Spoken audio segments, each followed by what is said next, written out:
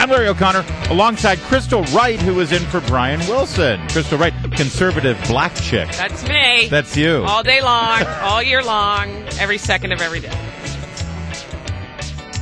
At the VA, the veteran is our customer, and we must all focus all day, every day, on getting them the benefits and the care that they've so earned. That's Robert McDonald yesterday in the White House as he was announced by the president as his choice for the new Secretary of Veterans Affairs. Bob McDonald, the former CEO of Procter & Gamble.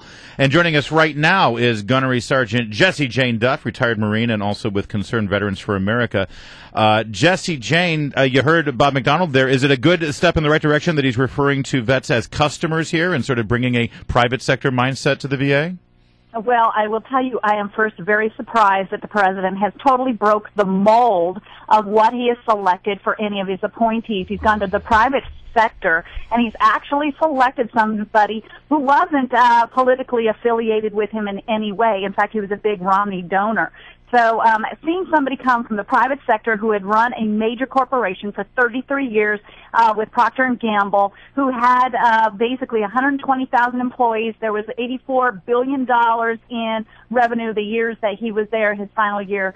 I'm very, very excited on a lot of levels, but of course I'll wait till the hearings to see what his solutions will be for this massive culture of corruption that goes so deep that it's going to take years and years to rebuild the trust that veterans have lost in this administration that its sole purpose is to care for veterans. No, you're exactly right. That I have said that from the very beginning, that it's corruption, just like the IRS, Jessie.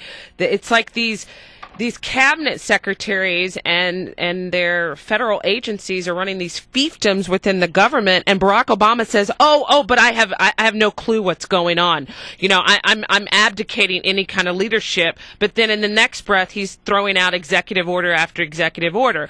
And here's what I worry about. I'm glad to see that we have a private corporate guy in here who used to balancing, the balance sheets, making corporations work and all that stuff.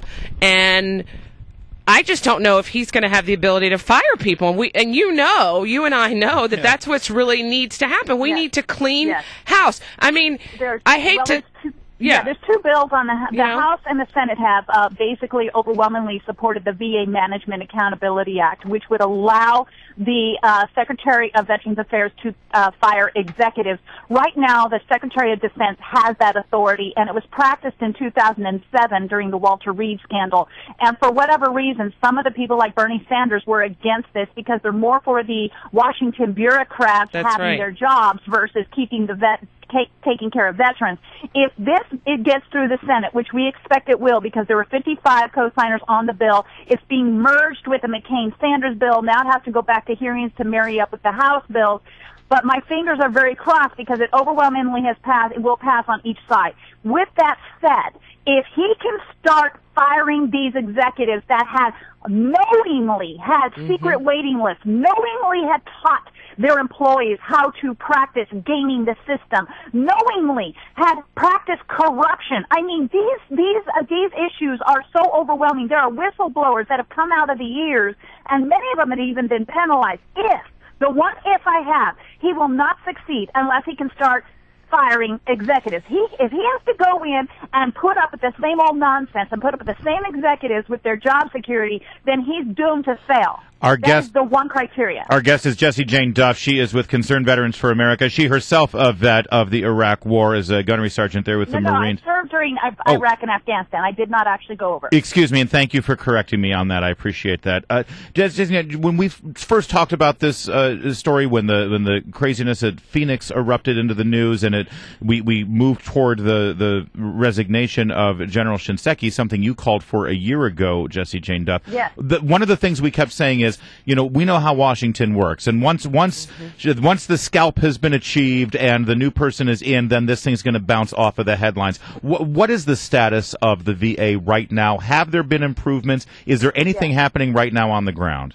Okay, so this is what I truly do believe. It's not going to die because this is kind of like the refrigerator that just keeps conking out. You got to hit it and then it starts back up again.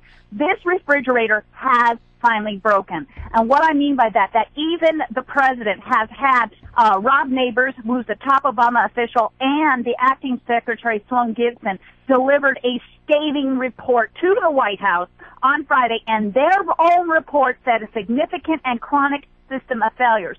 So instead of circling the wagons, which the president initially did around General Shinseki, they have finally said, let's get ahead of this, which I'm actually very surprised with. They actually recognize the outrage. The corrosive culture of distrust was written in their own report.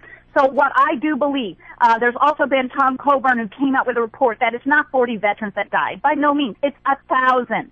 And I already said that probably 6 months ago. Thousands died, and I'll tell you how. 1.5 million records were deleted by the VA, appointment records, and that was discovered by the Government Accountability Office. And we have no record of whether those vets ever got care. We never know if they got in for their appointments. We don't even know if they exist. These executives were teaching their employees that if you call a veteran to get an appointment and found out that they already died, they were marking in the system that they just already had gotten care, not that they had died. Oh. So it's not 40 dead veterans. Jeez. It's probably thousands. And I think the national headlines on this, and you have 55 senators that have signed on to the VA Management Accountability Act. They know they've got an overwhelming majority to push that through.